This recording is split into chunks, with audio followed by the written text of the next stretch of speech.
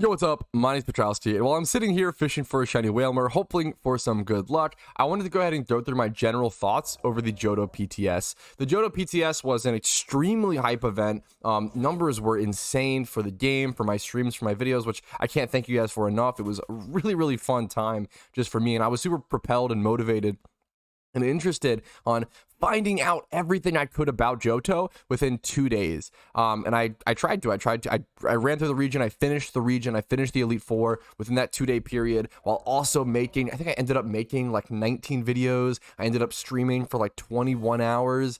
There was some insane numbers, but over a 2-day period.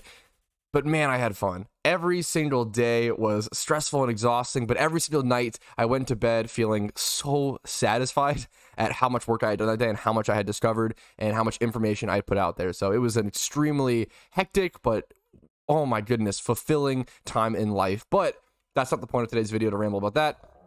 To actually talk about my thoughts on Johto and my thoughts on the PTS itself. I have a couple points to go over. So first things first, I just loved Johto and its aesthetic, and I have to mention that. I know I talked about it a lot in my videos, but dude, I was shocked. I also just loved Johto as a region. I am someone who, I do not like storylines. I've always considered myself as someone who does not like storylines. I do not like Hoenn. I do not like Sinnoh. I do not like playing through those storylines. They're just annoying in my opinion. I do like Kanto and Unova, but I've always thought it was from nostalgia, and I've always associated those regions with nostalgia for me, because those were actually the 2 games I owned growing up. I only owned 2 Pokemon games, Fire Red and Pokemon White. Those are the 2 games I owned. Skipped a lot of generations, right? But I was really genuinely impressed, and I genuinely enjoyed Johto. With someone who has no nostalgia to it, I genuinely loved playing through Heart Gold, Soul Silver, and I think that says a lot. And I understand where those Johto lovers and Johto askers were coming from now, when they ranted and raved about it for so many years. I think that's awesome.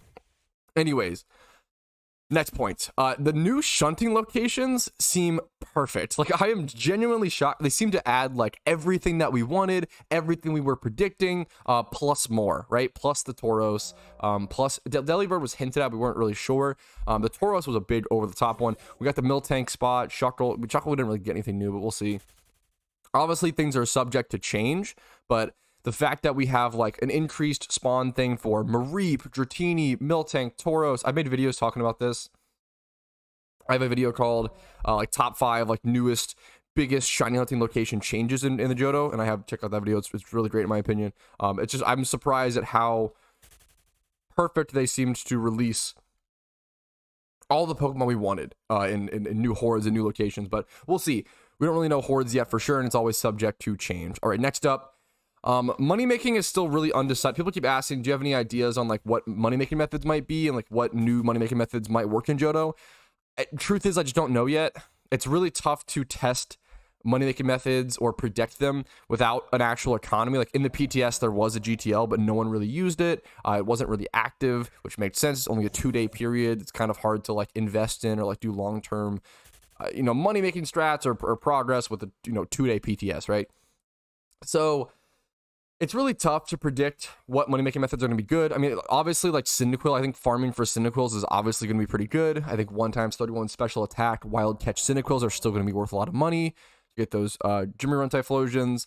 I'm sure that the gym rerun route will change to make it a little more efficient by including some of the quick Johto locations.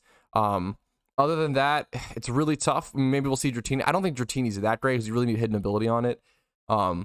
We'll see. It's really tough to predict money-making methods, so really, we'll just see once it's actually released. Now, on to the leveling curve. This was one of the biggest reasons why they even put out the PTS, was to test the leveling curve. And here's my thoughts on that. The level curve seemed quite good, although I do still feel like the wild Pokemon are a little too low level at certain locations. Specifically, I remember grinding a fair bit around right before the Lake of Rage area, around levels 25 to 35, and there are some harsh level jumps from levels 30 to 40 in certain areas versus trainers. But most regions also kind of have that around the 7th gym, especially you're always capped around that gym, like around the 7th gym. I think of like Blaine. Blaine's one of the hardest like gym leaders in PokeMMO and in Kanto, because you're like really capped around his level. It's very like it's a tight cap once you're reaching those 7th, 8th, you know, E4 level cap gym badges. And then he also has like incredible coverage and everything. So it's tough to tell. It's tough to tell like if this is actually a problem or if this is just me like kind of grasping at straws a little bit for something to slightly, you know, minorly critique. I think it's really tough to tell. I think it might just be fine. You know, it's not perfect, but I think it might just be fine. I don't think any other region in PokeMMO has a perfect level curve, I would argue. So I don't know. It's hard to tell. And then one of my final points, I loved the Gyarados fight. I truly loved what they did. I think a lot of us expected a Giratina style shiny Shalfa, you know, Gyarados fight, and it turned out really fun. I will say, I do think they may have made it a tiny bit easy, but that might also just be because I farmed up an Ampharos, like specifically for that fight, right before that fight. So maybe I just like it was just too easy for me, but I don't know how other people's experience was, and like judging Johto as a region and like its difficulty in its entirety is really tough. I thought the region was kind of too easy, a little bit too easy, just a little bit too easy. I only lost to like one gym. I didn't have to redo too many fights, but once again, I'm a tough metric to judge because I play this game for a living. I play it a ton. I practice a ton. I'm pretty decent at it. Although I'm pretty decent at battling, terrible at storylines. I never know what to do. Chat helped me a lot with that, but I'm pretty good at battling for the most part. And I also did have access to Feraligatr, man.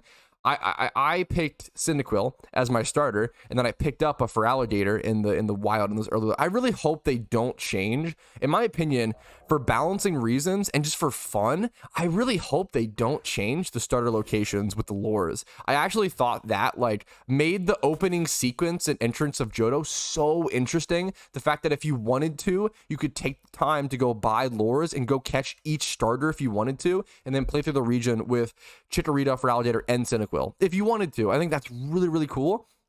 It took a lot of time.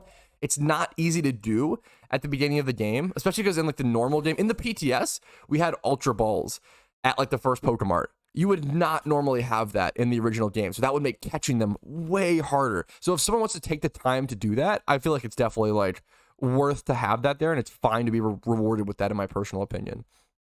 But overall, I do think the region was too easy, but at the same time, once again, I had Cyndaquil, and then I also picked up a pretty good IV, Totodile, and Feraligatr just seemed insane. It's pretty nuts, like how much better in power level and with clearing the storyline, like Feraligatr was so much better than Typhlosion, and I assume so much better than Chikorita, because Chikorita's dog shit. Sorry to Chikorita fans, but it's true. I feel like Chikorita is the weakest one, and you're shooting yourself in the foot by doing that. But if you do so because you love Chikorita, I have the utmost respect and I salute you. You know, more power to you. I really do. I respect those who take a harder path because it's what they enjoy and because it's, you know, it's true to their word and true to the Pokemon they enjoy. I super respect that. Having said that, man, Feraligatr is so good.